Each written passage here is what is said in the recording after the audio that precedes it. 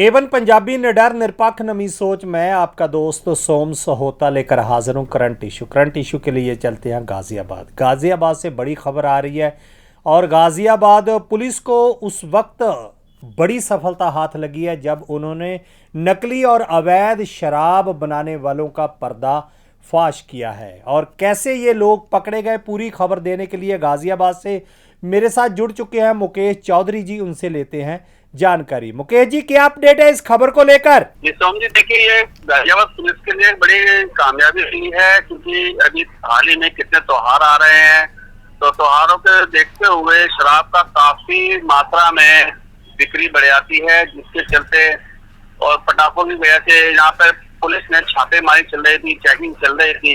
तो उसी दौरान कवि नगर के अंदर एक फार्म हाउस में जब छापेमारी की गई तो वहां पर बड़ी मात्रा में अवैध शराब और तम्बाकू यानी कि जो दिलबाग कंपनी है उसका कुछ नकली प्रोडक्ट जो गुटखा होता है वो भी बरामद हुआ। पुलिस इस सबको देखकर दंग रह गई कि इतनी मात्रा में शराब का बरामद होना और गुटखे का बरामद होना ये बहुत बड़ी बात थी अपने आप में। त्योहारों को मद्देनजर रखते हुए ये लोग इस तरह का मतलब काम कर रहे थे। जी बिल्कुल सही कह रहे हैं, ये 5 लोग इसमें गिरफ्तार हुए हैं। ये लोग त्योहारों पे इनकी सेल काफी बढ़ जाती है, तो इन्होंने ब्रांडेड कंपनियों को चुन रखा था। ब्रांडेड कंपनियों के नाम की शराब बनाकर, देसी शराब भी है, यूपी की ब्रांडेड शराब होती है जो कि ठेकों पे मिलती है, जिससे कि अगर सरकारी ठेके में जानकारी कि असली है या नकली है, तो उसी चीज का लोग फायदा उठा रखे थे। नकली रहता, नकली बोतलें और शराब करके उसको मार्केट में बेचने की इनकी जो प्लानिंग थी घड़ी की घड़ी रह गई है। लेकिन चौधरी साहब, कब से ये सब कुछ कर रहे हैं? क्या पता चल पाया कि ये कितनी देर से इस कित्ते के साथ जुड़े हुए हैं? जी हाँ, पुलिस का ये कहना है कि पुराने शातिर लोग, लेकिन इसके अंदर अभी इन्होंने गाजियाबाद में पिछले 3 माह से इन्होंने यह कारोबार को अंजाम देने लगे थे।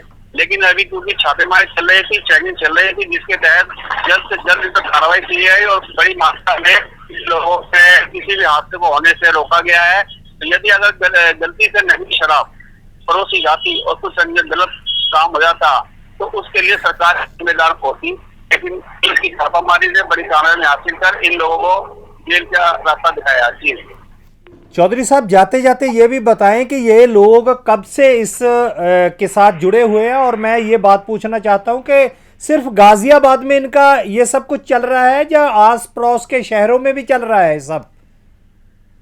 जी, इसके अंदर पुलिस तफ्तीश में लगी हुई है। पुलिस ने इनकी निशानदेही पे इनसे पूछताछ में कुछ बरामद जानकारी हासिल करी है। कुछ लोग और भी डिटेन किए हुए हैं, अगर यदि वो भी शामिल होगा तो उसका खुलासा होगा। लेकिन हाँ, ये जरूर है इनके द्वारा बनाई जा रही शराब और नकली गुटखा था और दिल्ली एनसीआर के जैसे आपका बुलंदशहर हो गया, हापुड़ हो गया, नोएडा हो गया, फैजाबाद हो गया, पलवल हो गया, तो आसपास के दिल्ली शहरों में ही इनकी खपत हो रही थी अभी तक।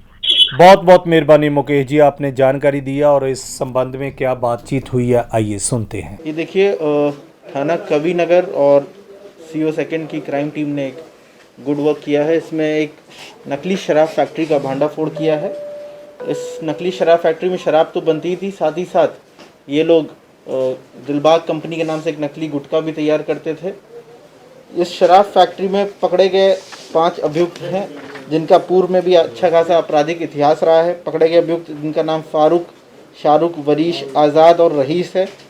इन सभी के पास से शराब बनाने के जो उपकरण हैं वो बरामद हुए हैं, जैसे कि केमिकल्स हैं शराब को लेकर के, जो खाली शराब पैक करने के जो बॉटल्स होती हैं वो मिली हैं, और शराब के नकली होलोग्राम, ये सब सारी चीज़ें पुलिस टीम ने बरामद करी हैं।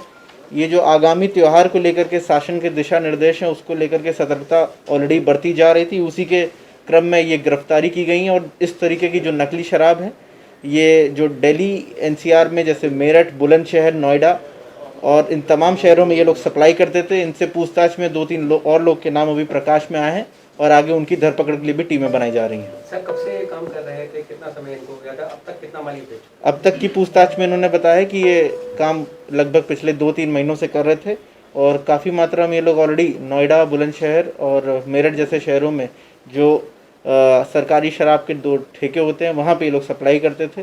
इनसे और भी अभी गहन पूछताछ करी जा रही है और जिसमें और भी लोग के नाम आएंगे उनके ऊपर भी यही कार्रवाई करी जहाँ जाएगी। ये सप्लाई करते थे क्या उन लोगों के ऊपर भी कार्रवाई की जाएगी? अभी पूछताछ में कुछ लोगों का नाम बताया है, उनको भी हम लोग कस्टडी में लेकर के उनसे पूछताछ करेंगे और अगर इसमें वो भी शामिल रहे होंगे इस पूरे रैकेट में तो डेफिनेटली उन पर भी कार्रवाई करी जाएगी। ये थी अब तक की अपडेट। नई और ताज़ा खबरों के लिए जुड़े रहें A1 पंजाबी टीवी के साथ। मैं अपने ਇਹ ਮੋਢਿਆਂ ਤੇ ਗੋਡਿਆਂ ਤੋਂ ਬਹੁਤ ਦੁਖੀ ਸੀ। ਮੇਰੇ ਲਈ ਤਾਂ ਤੁਰਨਾ ਫਿਰਨਾ ਵੀ ਇੰਨਾ ਔਖਾ ਹੋਇਆ ਸੀ ਮੈਂ ਦੱਸ ਵੀ ਨਹੀਂ ਸਕਦਾ। ਪਰ ਜਦ ਤੋਂ ਮੈਨੂੰ ਫੀ ਰਿਲੀਫ ਮਿਲਿਆ 2.5-3 ਮਹੀਨੇ ਇਸਤੇਮਾਲ ਕਰਨ ਤੋਂ ਬਾਅਦ ਗੋਡੇ ਵੀ ਓਕੇ ਮੋਢੇ ਵੀ ਓਕੇ। ਜੇ ਤੁਸੀਂ ਵੀ ਕਿਸੇ ਇਸ ਤਰ੍ਹਾਂ ਦੀ ਬਿਮਾਰੀ ਤੋਂ ਪਰੇਸ਼ਾਨ ਹੋ ਤੇ ਬੇਝਿਜਕ ਹੋ ਕੇ ਇਸ ਨੂੰ ਇਸਤੇਮਾਲ ਕਰੋ। ਸਿਰਫ 2.5-3 ਮਹੀਨੇ ਇਹ 125 ਬਿਮਾਰੀਆਂ ਤੱਕ ਦਾ ਇਲਾਜ ਕਰ ਸਕਦਾ ਹੈ। ਫੀ ਰਿਲੀਫ ਹਮੇਸ਼ਾ ਯਾਦ ਰੱਖੋ ਬਸ। ਕੁਛ ਦਿਨਾਂ ਤੋਂ ਮੈਨੂੰ ਬਾਲਾਂ ਦੀ ਬੜੀ ਸਮੱਸਿਆ ਸੀ। ਮੇਰੇ ਬਾਲ ਝੜਨੇ ਸ਼ੁਰੂ ਹੋ ਗਏ ਸੀ। ਮੈਨੂੰ ਮੇਰੇ ਦੋਸਤ ਨੇ ਆਇਲ ਫੀ ਰਿਲੀਫ ਵਾਲੇ ਦੱਸਿਆ। ਮੈਂ ਇਹ ਤੇਲ 3 ਕੁ ਮਹੀਨੇ ਲਾਣਾ ਆਪਣੇ ਸਿਰ ਤੇ ਅਪਲਾਈ ਕੀਤਾ।